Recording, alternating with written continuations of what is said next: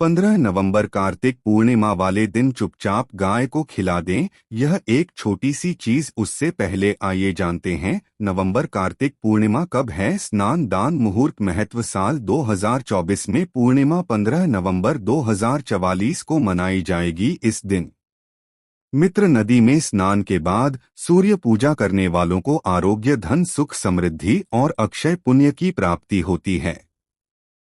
पंचांग के अनुसार साल 2024 पूर्णिमा के दिन पवित्र नदी में स्नान करने से कुंडली के ग्रह दोष दूर होते हैं, चंद्रमा और शाइनी दोनों की कृपा मिलती है। कार्तिक मास की पूर्णिमा के दिन से चंद्रमा उत्तर दिशा की ओर गति करते हैं। इस अवधि में चंद्रमा का तेज अधिक होता है। यही वजह है कि पूर्णिमा पर चंद्रमा पूजा करने से मान सम्मान, धन और स्वास्थ्य लाभ मिलता है। कहते हैं इस दिन गुड़, अन्न, वस्त्र, काला तिल, खिचड़ी आदि का दान करने वालों को मोक्ष की प्राप्ति होती है। कार्तिक पूर्णिमा से धरती पर अच्छे दिनों की शुरुआत मानी जाए दी है। चंद्रमा के उत्तरायण से देवताओं के दिन का आरंभ होता है। धार्मिक मान्यताओं के अनुसार पूर्णिमा के दिन स्वर्ग का दरवाजा खुल जाता है, इसलिए इस दिन किया दान पुण्य अन्य दिनों में किए गए दान पुण्य से अधिक फलदायी होता है। इस दिन व्रत भी किया जाता है। वास्तव में 15 नवंबर पूर्णिमा के दिन अगर आप यह उपाय कर लेते हो तो यकीनन आप पर मां लक्ष्मी की कृपा होगी और आप धनवान बन जाओगे।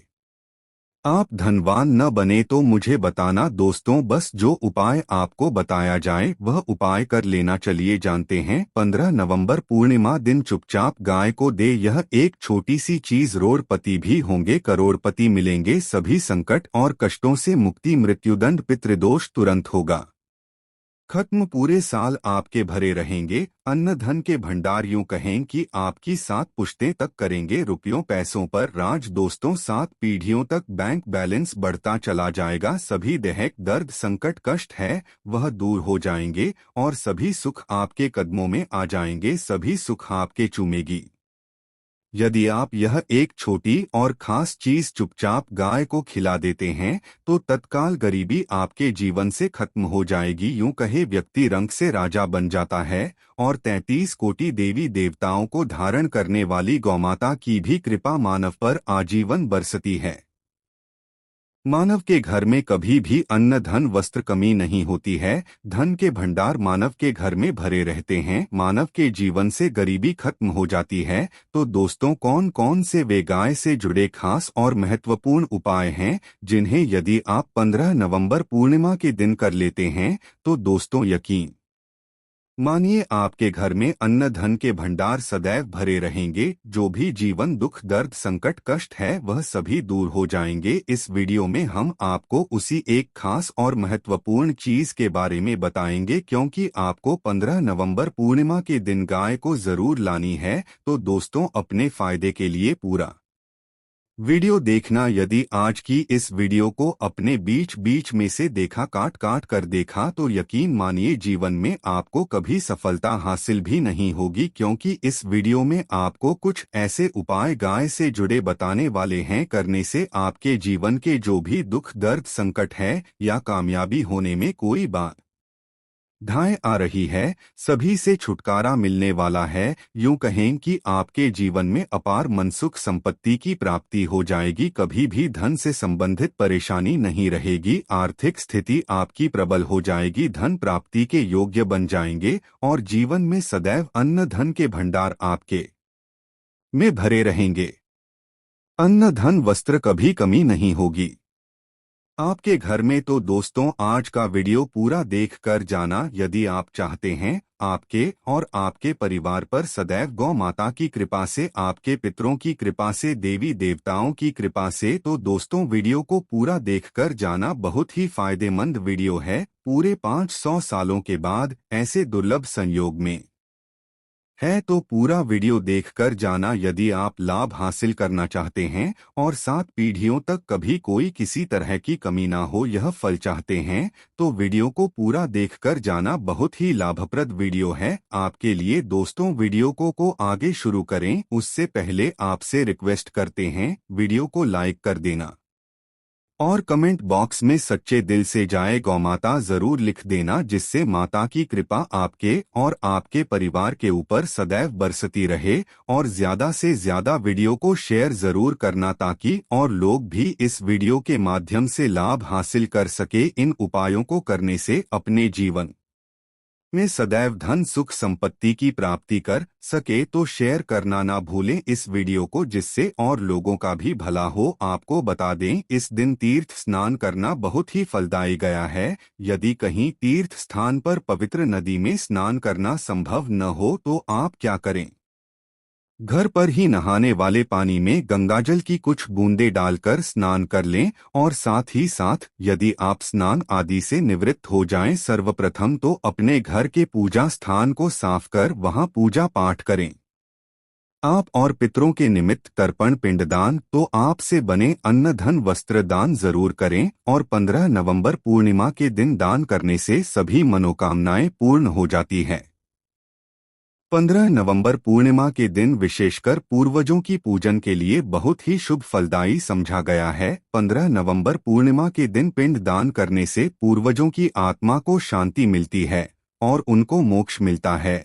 और आपको बता दें, इस बार जो इस दिन पितृ पूजा के साथ साथ हनुमान जी मंगल दे होता और भगवान शनि देव की भी पूजा जरूर करनी चाहिए। आपको बता दें कि इस दिन यदि आप हनुमान जी और मंगल देवता भगवान शनिदेव की पूजा करते हैं तो मंगल का ग्रह जनित दोष भी दूर हो जाता है। मानव के जीवन में धन सुख संपत्ति की प्राप्ति हो जाती है। समस्त मनोकामनाएं मानव की पूर्ण हो जाती है। और दोस्तों, साथ ही साथ अब बात करें आपको उस दिन, मतलब यह की दिन है। इस दिन आपको एक उपाय तो जरूर करना है। गाय का उपाय बताने से पहले एक उपाय आपको बता दें, उपाय को जरूर करें। क्या करें कि पूर्णिमा के शाम के समय पीपल के पेड़ के नीचे आपको सरसों का चौमुखी दीपक, आटे का दीपक बनाना है। चौमुखी, उसमें आपको कलावे की बात ही लगाकर सरसों के तेल का दीपक जला देना है और बीच में 2 साबुत फूल वाले भी डाल दें। फिर देखिए कैसे चमत्कार आपके जीवन में होता है। शाम के समय जलाकर उसे छोड़े मनोकामना मांगकर। दोस्तों, 21 दिनों के अंदर आपकी वह मनोकामना पूर्ण न हो जाए, हमें बता देना। बहुत ही प्रभावशाली उपाय बताया मैंने आपको, बहुत ही दुर्लभ से दुर्लभ है।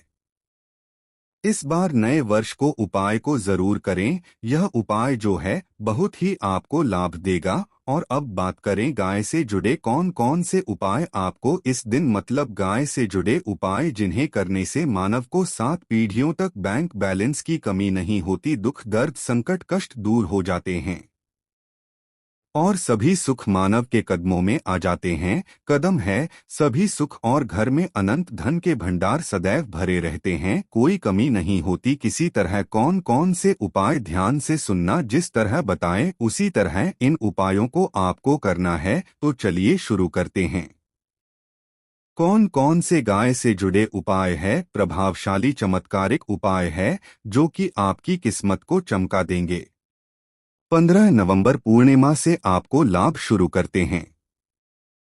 दोस्तों, सनातन परंपरा में गाय गंगा और गायत्री का बहुत ज्यादा धार्मिक महत्व है। मान्यता है गौ माता के शरीर पर 33 कोटि देवी देवताओं का वास होता है। गौ माता की पूजा करने वाले जातक पर इन सभी देवी देवताओं की कृपा बरसती है। गौ सेवा से न सिर्फ इस जन्म के बल्कि पूर्व के दोष दूर हो जाते हैं।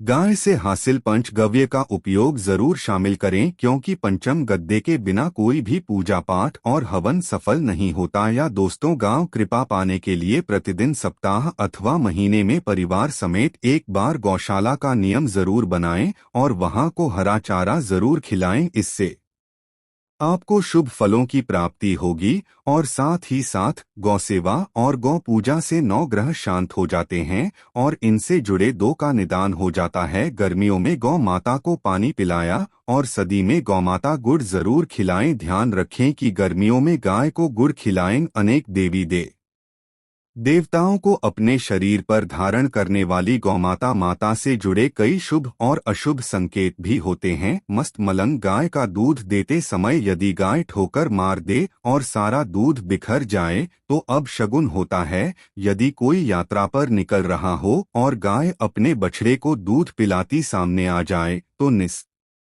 उचित रूप से जिस यात्रा के लिए आप निकले हैं वह यात्रा आप जरूर ही सफल होगी और वह जिसके लिए आप निकले हैं वह जरूर ही पूर्ण होगा। यात्रा पर जाते समय बाईं ओर गाय की आवाज और रात्रि में गाय की हुंकार करना भी शुभ होता है। दोस्तों, साथ ही साथ गाय के साथ आप भूल कर भी दुराचार ना करें, अन्यथा मिलता है घोर पाप और जीवन भर की परेशानियां बनी रहती है। जी हाँ दोस्तों, गाय को राष्ट्रीय पशु बनाए जाने और इन्हें मौलिक अधिकार दिए जाने की बात हो रही है तो सवाल उठता है, संस्कृति का अहम हिस्सा है, तब भी गाय के साथ लोग खराब व्यवहार कैसे कर लेते हैं। गाय दर दर भटक रहती है, भरपेट इन्हें चारा तक लोग नहीं देते। गाय जब तक दूध देती रहती है तो उनकी सेवा होती है और जैसे ही दूध देना बंद कर देती है तो लोग इन्हें उनकी किस्मत पर छोड़ देते हैं, सड़कों पर और गलियों में भटकने के लिए। ऐसे में गोवंश जीवों को कोई डंडे मारता है तो कोई पानी डाल देता है, कभी वाहनों की चपेट में आ जाती है तो कभी बीमार होकर बेचारी यह गाय दम तोड़ देती है। ऐसे में जरूरत है इन बातों को जानने की लेकर शास्त्रों में क्या कहा गया है, गाय के साथ आपको कैसा व्यवहार करना चाहिए। दोस्तों, गाय को कभी भी मारना पीटना नहीं चाहिए। शास्त्रों में गाय को माता का दर्जा दिया गया है। गाय को मारने वाला माता को मारने पीटने वाले के समान पाप का भाग्य समझा जाता है। नरक लोक में वर्षों तक कष्ट भोगना पड़ता है, अगले जन्म में पशु योनि में मिलता है। कथा है कि गौतम मुनि ने गलती से गाय को डंडा मार दिया था जिससे गाय की मृत्यु हो गई थी और इस पाप से मुक्ति के इन्हें वर्षों तक तपस्या करनी पड़ी। भगवान श्री कृष्ण जी ने बैल स्वरूप में आए वृद्धाश्रम का वध कर दिया था जिससे मुक्ति के लिए भगवान श्री कृष्ण को संपूर्ण तीर्थों को एक कुंड में बुलाना पड़ा और इस कुंड में से वह पाप मुक्त हो गए थे। दोस्तों, साथ ही साथ पानी पी रही गाय को गाते हैं वे घोर पाप के भागी बनकर नर्क भोगते हैं, ऐसा पुराणों में बताया गया है। जबकि जो लोग गाय के लिए प्याऊ चार बनवाते हैं वह माह भाग्यवान होते हैं।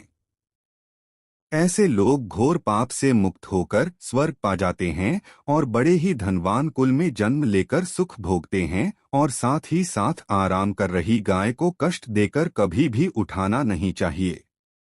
कहते हैं कि जिस स्थान पर गाय बैठी है वहां से नकारात्मक ऊर्जा खत्म हो जाती है। गाय के बैठने की जगह को जो लोग नियमित साफ रखते हैं वह जन्म में किए गए जाने अनजाने में पाप मुक्ति हो जाती है और गोलोक में स्थान पाते हैं। गाय या को डंडा मारकर उठाना, पानी डालकर उठाने से मनुष्य पाप का भागी बनता है और अगले जन्म में उसे दर दर भटकना पड़ता है। और साथ ही साथ शास्त्रों में बताया गया है कि गाय का दूध उसके बछड़े के लिए होता है। गाय के बछड़े से बचा हुआ दूध मनुष्य को लेना चाहिए, परंतु कुछ लोग एक बार गाय को दूध लेने बाद फिर से बछड़े के लिए क्या हुआ दूध भी धो लेते। ऐसा करना घोर पाप कहा जाता है। ऐसे दूध का को धोने व और ग्रहण करने वाला दोनों ही पाप के भागी बन जाते हैं। दोस्तों, साथ ही साथ शास्त्रों में कहा गया है कि गौवंश मतलब गाय और बैल के पीठ पर नहीं बैठना चाहिए, इनकी पीठ पर बैठने से महापाप लगता है।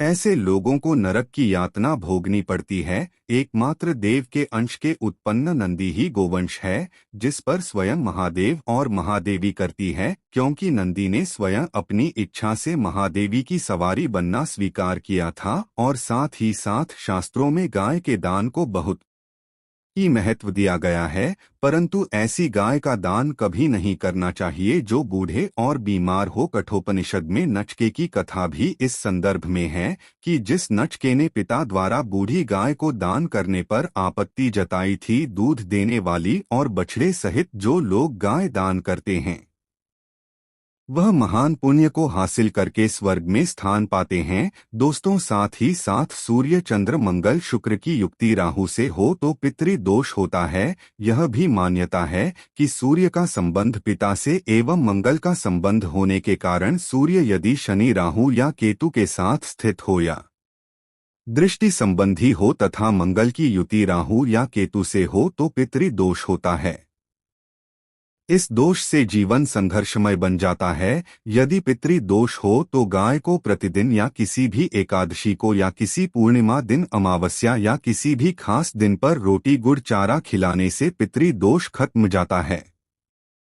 साथ ही साथ गाय की पीठ पर जो कुबत बना होता है वह बृहस्पति गुरु है। आठ जनपथ में यदि बृहस्पति अपनी नीच राशि मकर में हो या अशुभ शिवलिंग में जा रहे हो और सामने से गौमाता आती हुई दिखाई दे तो गौमाता को अपनी दाहिनी ओर से जाने देना चाहिए। आपकी यात्रा जरूर ही सफल होगी। और घर में गाय होती है उसमें दोष स्वतः ही खत्म हो जाता है। और साथ ही साथ आपको बता दें कि गाय को आप भी रोटी बनाएं, प्रतिदिन ताज़ी रोटी ही बनाएं। गाय को अगर आपने रोटी बनाई है तो कोशिश करें कि उस रोटी को आप तुरंत ही गाय को दे दें। अगर आप उस रोटी को रख देंगे और उस रोटी को अगले दिन दे देंगे तो वह रोटी बासी मानी जाएगी।